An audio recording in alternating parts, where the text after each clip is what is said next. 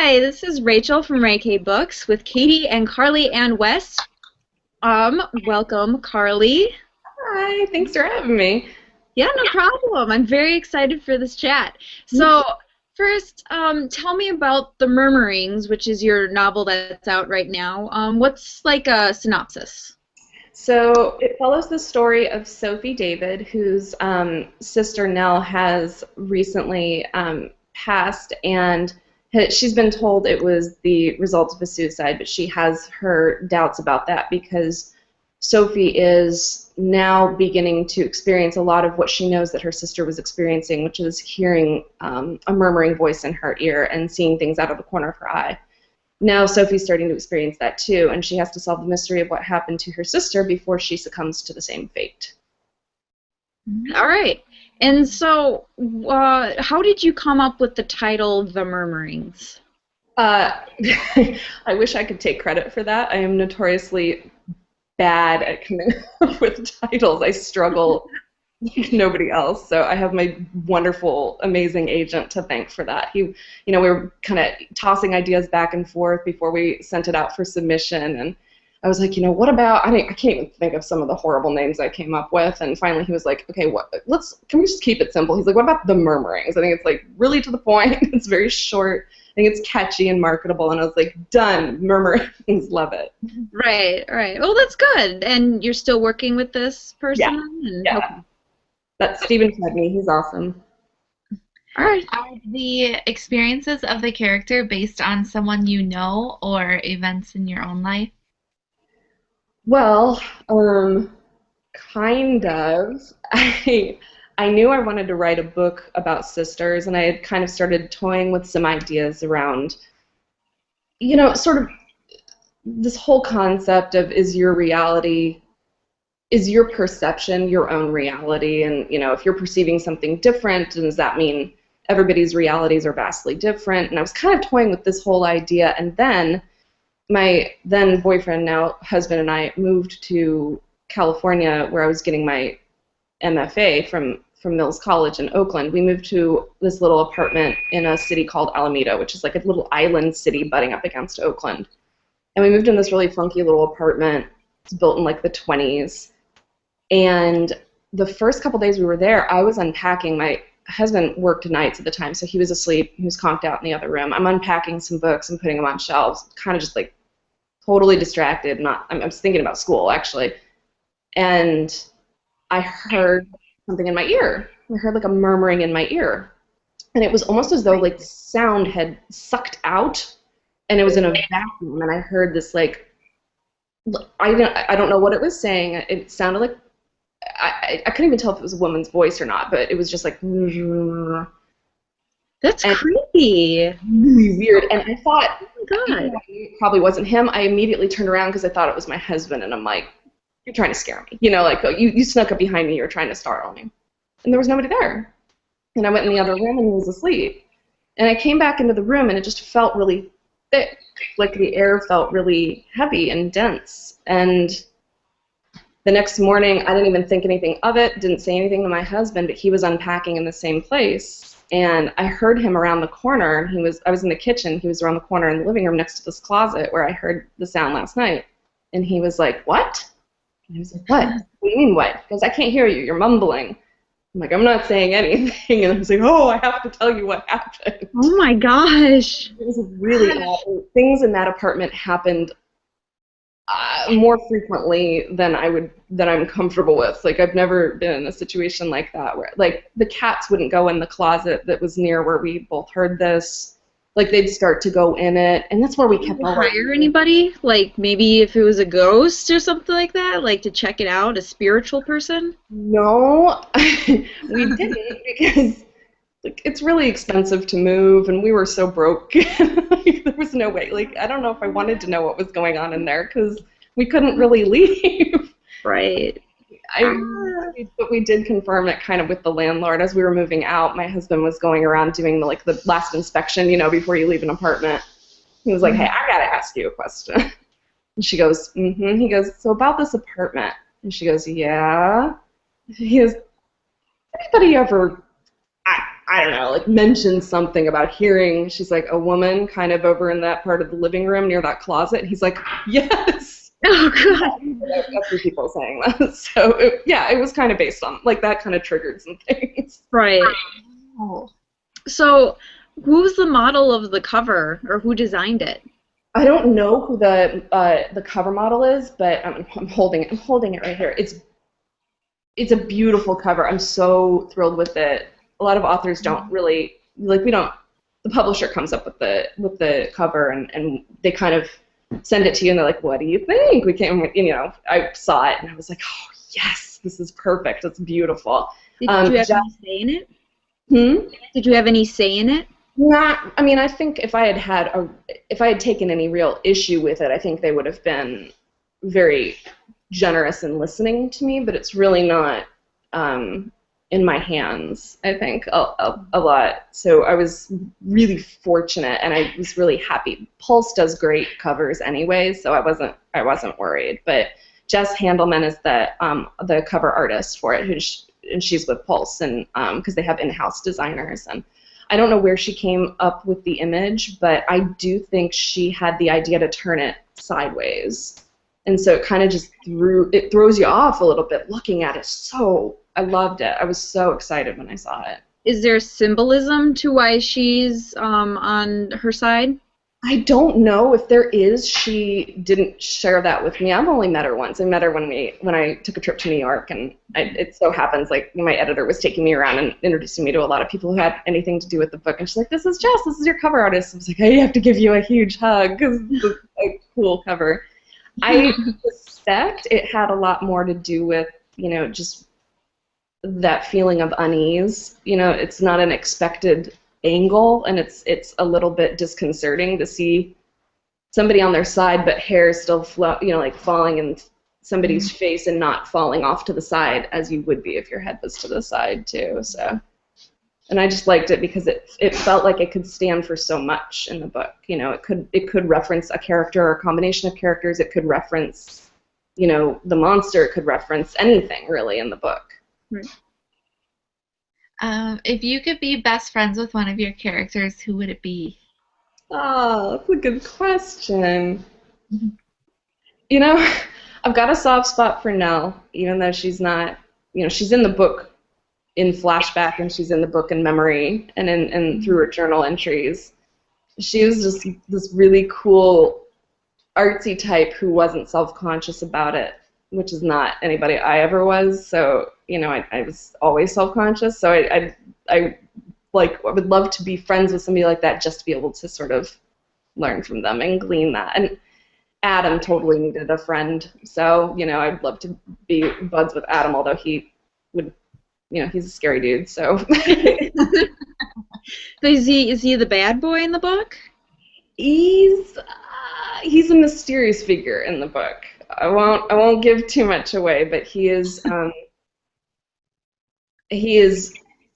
unreliable, I think. And that's what you want in a friend. Unreliable. I'm just putting that out there, Carly. I go for the unstable ones. So, okay, I looked on Goodreads, and I didn't see another book. So what are you working on now? There is another one coming out. I don't know exactly when it's coming out, but there is one under works. It's in the works right now. I can't say too much about it because I'm still receiving some feedback and waiting for that a little bit. But it was inspired by my move to Seattle because I only moved here about a year and a half ago. Year and a half. Is it another horror book or drama? Or? Yeah, it's going to be another spooky, eerie book. And it's inspired by the woods out here and the thickness of them and the denseness and the secrets that I am positive they have to hold. And what makes you want to lean towards the horror side of it, of writing?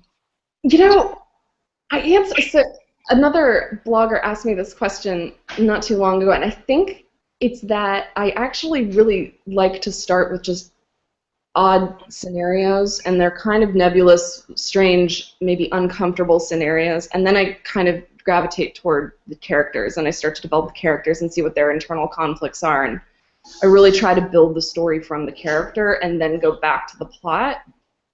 And I think what happens is when they start off in these uncomfortable, tense situations, a lot of the time it either takes them in the direction of like a creepy, eerie, unsettling place, or maybe a quirky, oddball, kind of tragic humor, unsettling place. And that seems to be the two types of fiction that I typically write.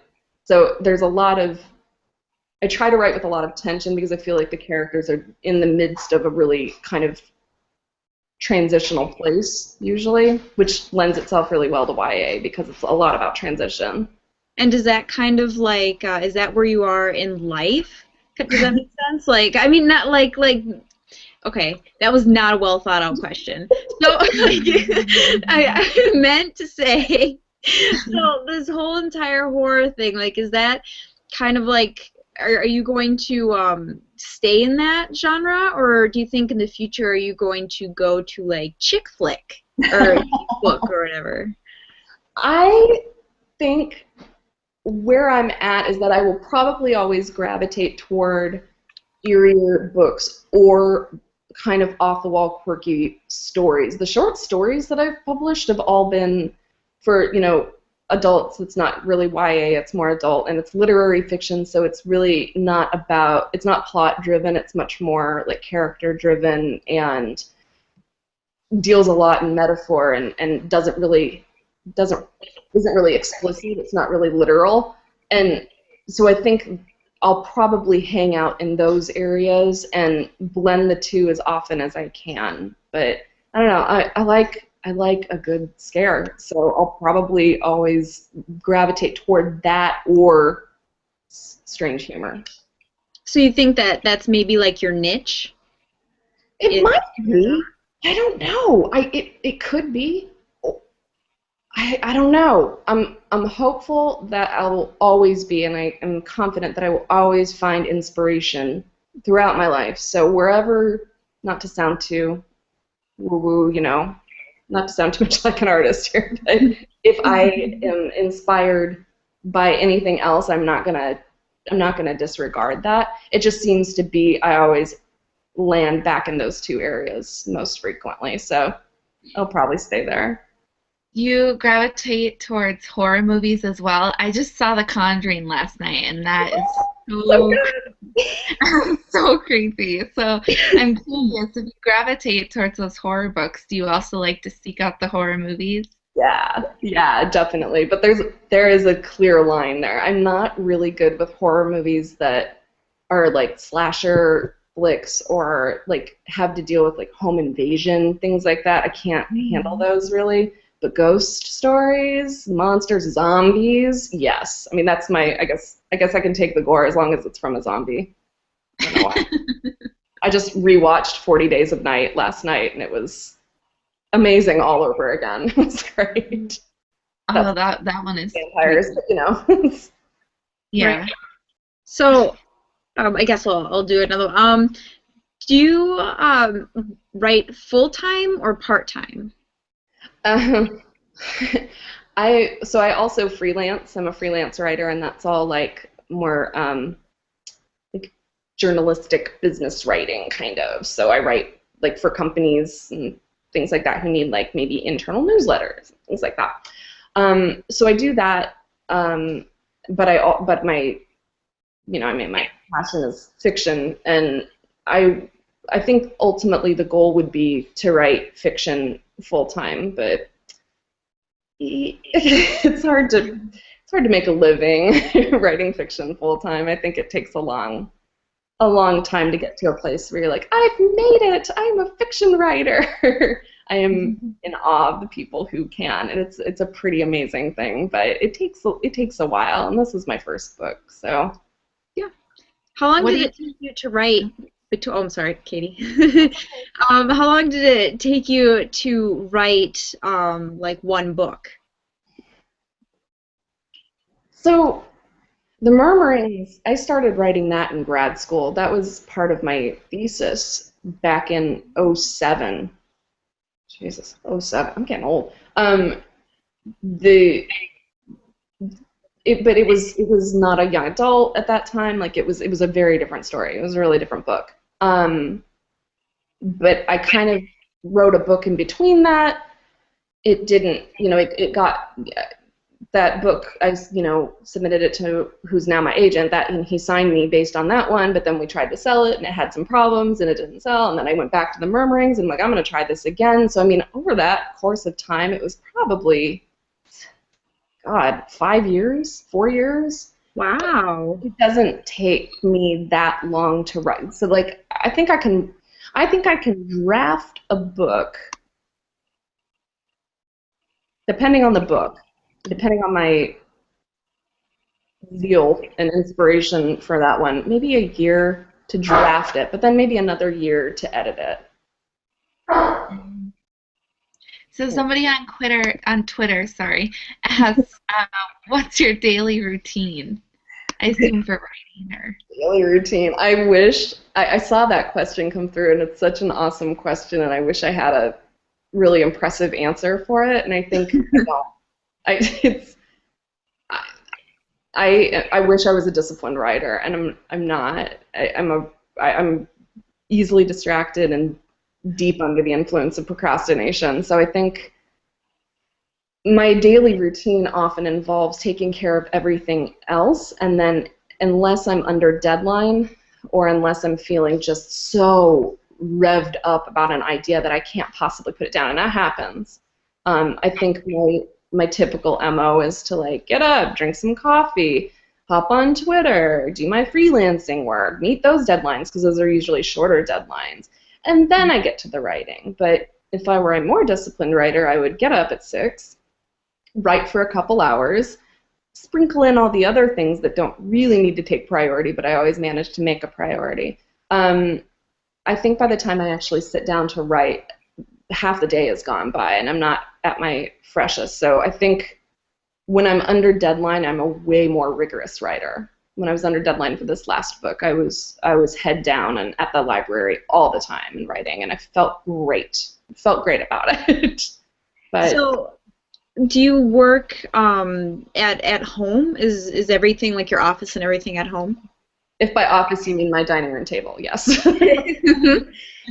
So you don't even have to. You get up and you don't even have to like get dressed. You're just in your pajamas all day. You joke, but most authors have this showering until like noon. I've heard that, and I thought at first they were joking, but then an author said to me, "No, seriously, like I don't take showers for days." That's fine. And I'm like, that's really gross, but at least you write good books, so I forgive you. Like, At least I can't smell you from your book. No. exactly. You're right. I'm like, it's okay. If that's what you do to create a good book, then just smell. Like, if it's fine. I'm not going to criticize your creative process if you're stinky. No, Right. I do shower every day, but I sometimes don't, and that has a lot to do with if I am under deadline, especially I'll got some stuff to do before. I mean, showering doesn't take the priority that time of day. Then I managed to shower every time before I went to the library. I knew I'd be around people. I have consideration. Extra deodorant time.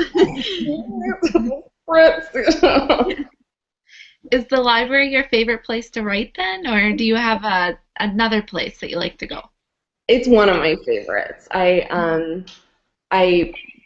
There's a writer's room at the Seattle Public Library, and it's really pretty. The library itself is gorgeous. I think it's relatively new, and it has this wide expanse of windows. It's like there's an entire wall, and part of the ceiling is nothing but panes of glass. And the writer's room is it's a closed-off room that you have to have like a code to get into. It's kind of cool. But then once you get in there, it's like a shared space, and there are like little reading chairs and writing desks and things like that. But then you've got like this awesome view into the city. But then you have like an open air area because it actually doesn't have a roof over it. It's just it shares the larger roof of the actual library. So that's super cool. I really like that area. It sounds beautiful. I associate it with a lot of stress and being under deadline. So. At least you have a beautiful view with your stress. Yes, exactly. I should get out more though. Mostly I do my writing from home, and we rent a really pretty house, so it's not there could be worse places to write, but I would like to get a little bit more diligent about getting out. Get out more. So the next three questions I'm going to ask are about teams, what teams you are. Okay. First, are you team PETA or Gail? Oh God, I saw this question when you emailed it to me, and I don't know what to say. I love them both. Oh. I want to say Team Gale because I was really, but this isn't healthy. I was gonna say because I'm kind of worried about him without. He seems to need it more than PETA. But I feel like PETA will be just fine. But I don't know about Gale. But that's no reason to be with somebody. So I don't know. It's hard. It's a hard one. That's fine. It's a tie. It's a tie. You'll be good with either. Okay. I'm maddening when it comes to those questions. I don't answer right. I know I don't. I don't cooperate very well. Okay, are you team Edward or Jacob? Jeez. I think Edward. I do think it's Edward. Something about the original, Right. And are you team, oh my God, I just saw the Mortal Instruments, what is it? Jace or Simon? If you read the book. Haven't. I'm so embarrassed because I'm the only person maybe on the planet who hasn't, and I'm wildly embarrassed about that. But I'm going to go with Simon because that's my son's name, so yeah, I'm going to go with Simon. That's a good name. Good. That's easy. Yeah. You don't need to read the book. You can just, pick the names. Yeah. I've always wanted to marry a Simon. Jason is too.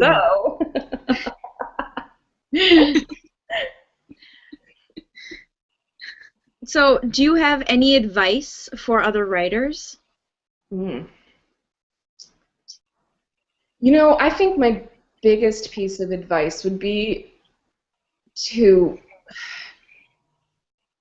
This is going to sound a little negative, and I don't mean it to be this way, but there's some negativity around out there about any creative pursuit, really any pursuit, but it seems to be particularly vocal and painful in the arts. So in the literary community and in the writing community and in the reading community, there are going to be people out there who have some harsh things to say. I think my biggest advice is to learn how to tune out the unhelpful voices, the murmurings, the unhelpful voices in your ear, and to genuinely respect and listen to the ones that are helpful, but don't let them get too close to your heart, because that can be particularly damaging.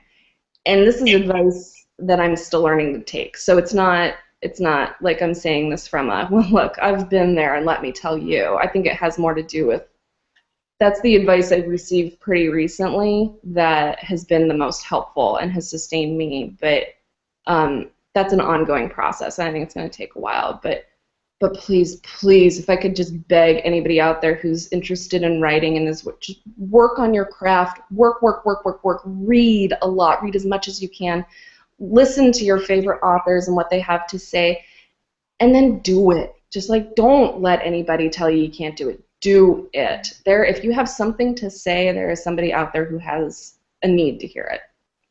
Mm-hmm. Right. And we have time for one more question. Katie, take it away. What are you currently reading? Oh, I'm doing the thing I hate when I do, which is I'm reading a couple books at once. But I'm reading The Devil in Silver by Victor LaValle. Love him. He was one of my first professors at Mills, and I love him. I adore him. He's great with literary horror and weirdness. And I'm also, speaking of literary horror, reading Stephen King's latest, Dr. Sleep, which is supposed to be kind of like the next phase of the story of The Shining. Mm-hmm. I don't know if it's equal or if it's sort of just like the next progression of that whole longer story. Oh, it sounds exciting. Yeah, it's good. I've never heard of that author before, so I have to check him out. Thank you. Yeah, no, he's good. He's a good guy. Okay, so this is the point of the video live chat thing where I talk about the giveaway. Yay! Giveaway, giveaway, giveaway. So Carly is going to give away the Murmurings signed. This is to U.S. only. Sorry, Canadian and international peeps. So all you have to do, it's okay, Carly. All you have to do is subscribe to our channel, Ray K Books. This will become a video on our channel, so once this ends, just refresh the page.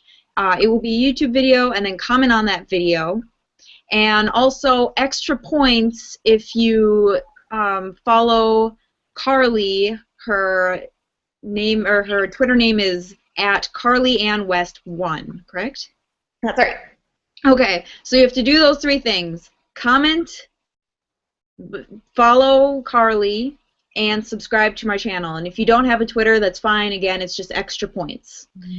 So thank you so much, Carly, for being here with us. It was so fun. Thank you both. Yes, and I hope that we can do this again when your other book comes out. Yes. Yeah. I can't wait. Me neither. Okay, thank you so much. Thanks, you guys. Bye. Bye.